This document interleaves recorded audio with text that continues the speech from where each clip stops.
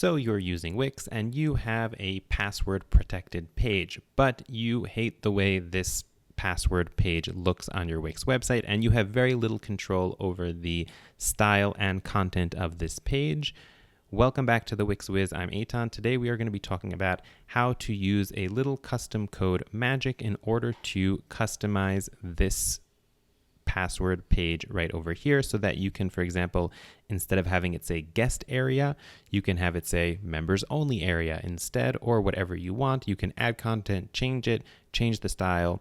I'll be giving you the building blocks and be sending you off to do the rest yourself. So if you want to learn all about that and more, let's get started. We have new videos every week, and that next one might just have the magic you need for your site and business. The best way not to miss it is to listen to all these happy subscribers and hit that subscribe button. For today's tutorial, I'm here in a Wix Classic website, but everything I'm showing you can be done in Wix Studio as well. One small caveat to know before we get started is that I'm going to be demonstrating some things that can only be done on a premium site. I'll tell you when, and I'll also explain how you could possibly work around that if you have a free site. So in order to get started, what I've done on this site is I've gone over here to my pages, and I've just set up a new page.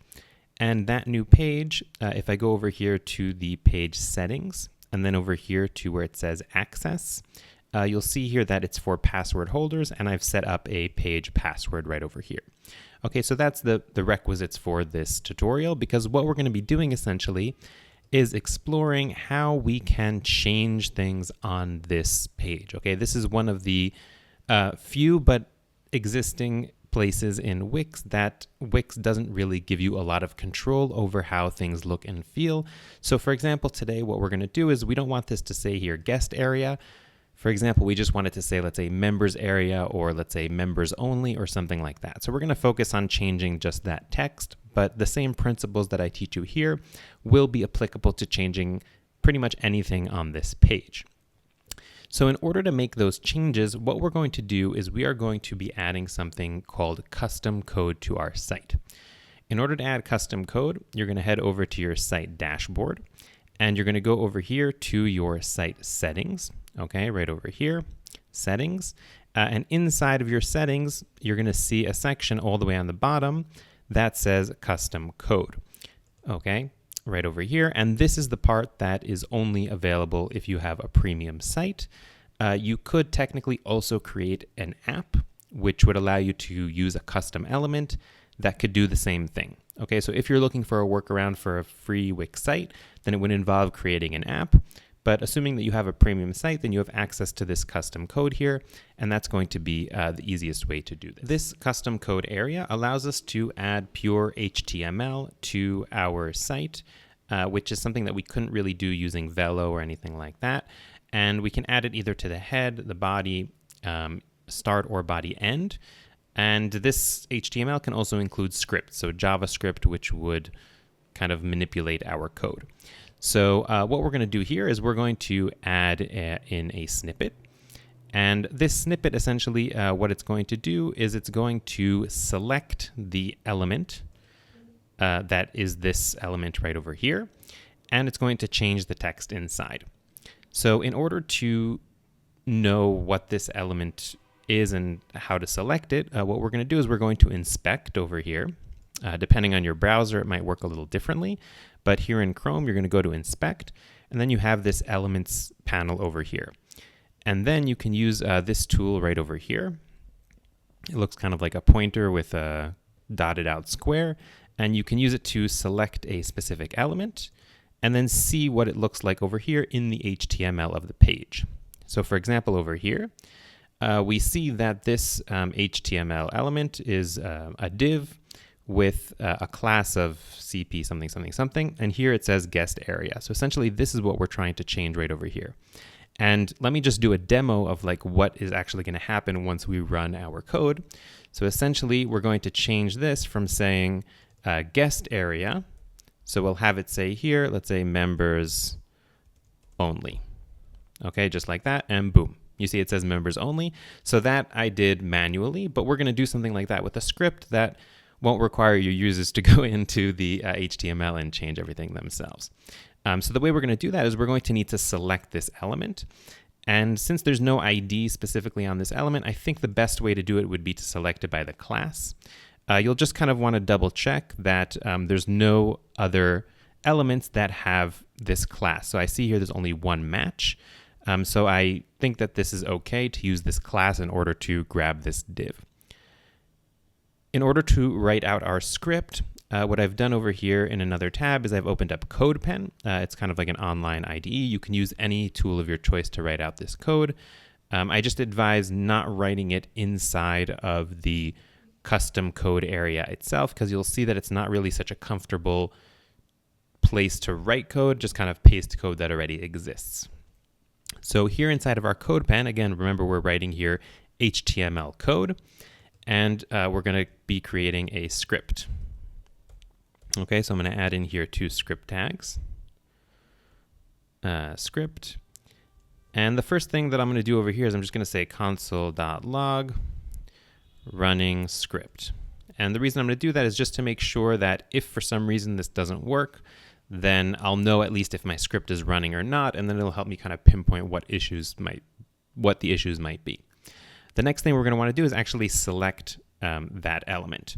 So we're going to say here const, let's say the title equals to document dot select query select, I think it is. And here we're going to have, so here we can have either just our class, or we can have here, for example, div and then dot, and then I'm just going to paste the name of the class right over here. So what this, or is it query selector? I think it's query selector.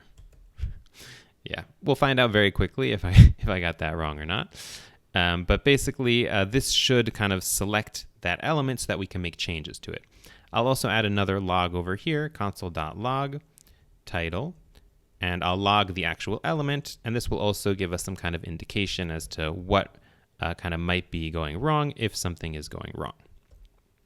The final thing that we're going to do is we'll say title dot inner HTML equals to, and here we'll have it say what we want. So for example, members only area, okay, instead of guest area. So that's what we have over here. So this should work. Again, we might run into some snags if I have some typos here, or if I got some of the syntax wrong, but in general, this should be the basics that we need in order to change something using custom code. So what I'm going to do over here is I'm just going to go ahead and just grab everything that I have here, just copy it over, and we're going to go back into our dashboard, and we're going to add here a custom, we're going to add the snippet here to body end. The reason I'm adding it to body end is because I want to make sure that the DOM has loaded completely before we try to select any elements, because otherwise, yeah, it could be if we put a script on the top, the element might not exist when it tries to select it. So I'm just going to go ahead, I'm going to paste the snippet right over here, just like that. And as you can see, this is not such a comfortable area for editing things. And what we're going to do, I'll just name it over here. So password, this is just for logistics and management, password area code, I don't know, something like that. And I'm going to set it so that it loads on each new page. You could also set it to load on specific pages, but just to be safe for now, I'm going to load it on each new page. So this will technically load on each page of the site, which could be problematic if there are other elements with that same class. So if you encounter problems with that, you can also pick specific pages and then just go ahead to try and select the new page. The only reason I'm not doing that right now is because I'm not 100% sure what the behavior is, because since there's that overlay over the page for the new password, so I'm not 100 million% that it'll work like just a specific page. So I'm picking all pages for now. And again, load code on each new page. So I'm going to go ahead and apply that. An interesting thing is that you don't need to actually publish your site after adding custom code. It's controlled by this toggle right over here on the side. So if you toggle it off, it won't be applied to the site. If you toggle it on, it will be applied. You don't need to publish your site or anything like that in between. So what we can do now is just go back to our live site, and I'm just going to go ahead and give this a refresh. And you might need to refresh several times because there are sometimes like some caching issues and stuff like that. And here, okay, so first of all, we can see here that the script is running. Okay, so if I just zoom in over here, script is running, but unfortunately title is null, which means that my selector didn't work. So that means that I probably have some kind of typo. After double checking the code, I found that the syntax is correct. So there's nothing technically wrong with this snippet that you see here. And the problem is most likely related to another thing that I mentioned earlier, that this selector is only going to work if the element already is on the page. And even though when we load the page, it looks like everything appears in an instant, sometimes things happen sequentially. So it could be that our code is running before the element actually appears. And that happens often in Wix because a lot of what you see in the DOM is populated using JavaScript and not necessarily, pre-rendered HTML. So in order to fix this issue, what we're going to need to do is use something called a mutation observer. And a mutation observer, essentially, you can see here I kind of already wrote out this snippet right over here. So what a mutation observer does is it essentially checks our DOM and observes it for changes. And essentially what we're doing is we are observing for changes in the DOM, and whenever there's a change, we are checking to see if our title exists. And if it does exist, then we update the title. So even if this might not work the first time or the second time, eventually, once that element comes into existence, it will work.